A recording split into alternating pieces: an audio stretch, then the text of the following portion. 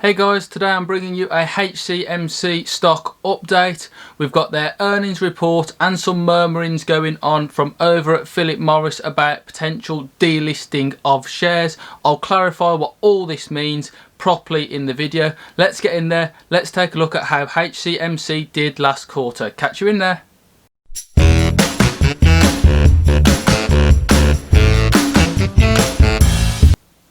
Hey guys, welcome back into the video. So here we are talking about HCMC stock, an update, and there they are at 0.0015 a share. Ticker is obviously HCMC, and we're just looking at the stock price sitting there. Did you catch the glorious dip to 0.001 back on the Wednesday the 3rd of March? Let me know in the comment section if you did. That was a fantastic opportunity to buy back in after it hitting some serious highs earlier on. That was an excellent entry point if you didn't already get in and have an average price, or a great time to average down. Anyway, moving on to what we're here to talk about today. So HCMC has declared its fourth quarter 2020 financial results and full fiscal year results for 2020, and the key highlights are essentially net sales from continued operations ended on the 31st of 2020 were 13.9 million when compared to 15.1 million during the same period last year. There was an 8% reduction in net sales due to the global pandemic, so you're going to see that knock-on effect on the sales. Gross profit from continued operations decreased by 700,000 for the year, resulting in a year-end amount of 5.8 million when compared with 6.5 million for previous year.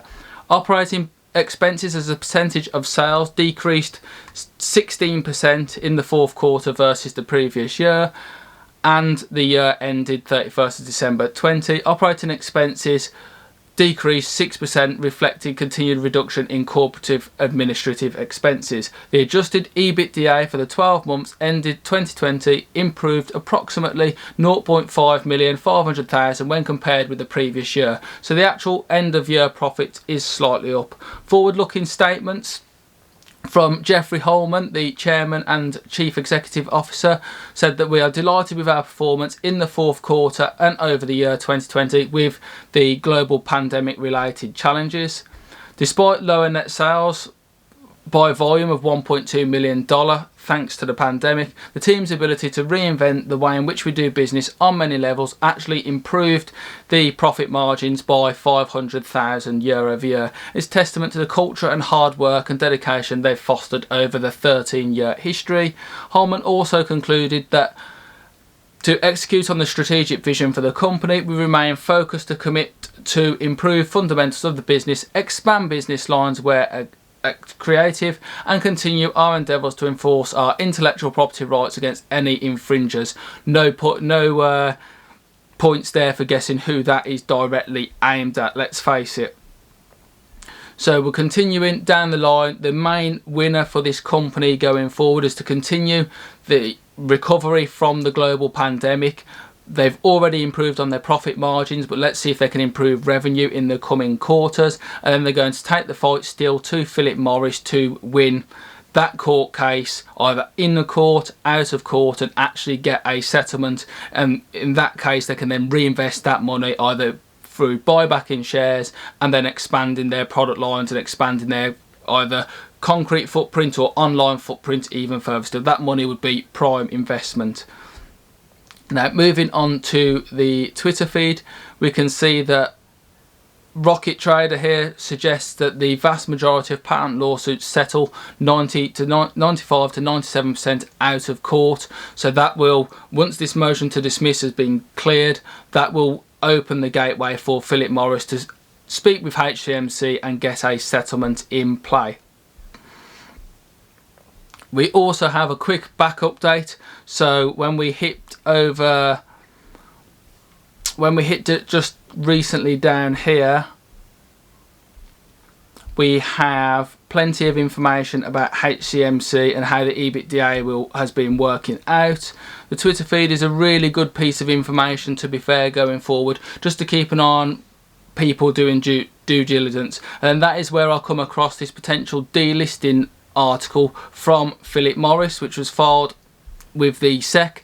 Now, key thing to point out that some people have been saying that Philip Morris is going to be delisting from the stock exchanges. That is not the case, guys. That is not the case.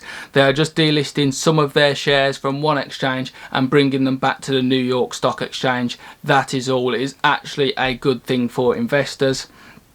So that is the SEC filing there that you can quickly go on and read if you so desire. And then you can quickly see that people have already said Philip Morris is getting delisted here. This is disinformation, guys. It really isn't the case. And the comments catching up with this guy's headline grabbing comment essentially is it actually clears up what's actually going on. So clearly this guy hasn't done his reading, but PM is redeeming essentially 1.8% of its notes that were due in 2021. It's not getting delisted.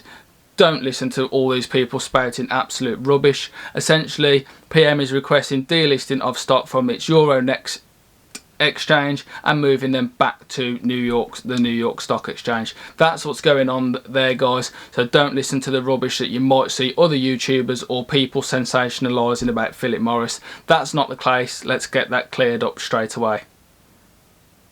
And that is your HCMC stock update for today, guys.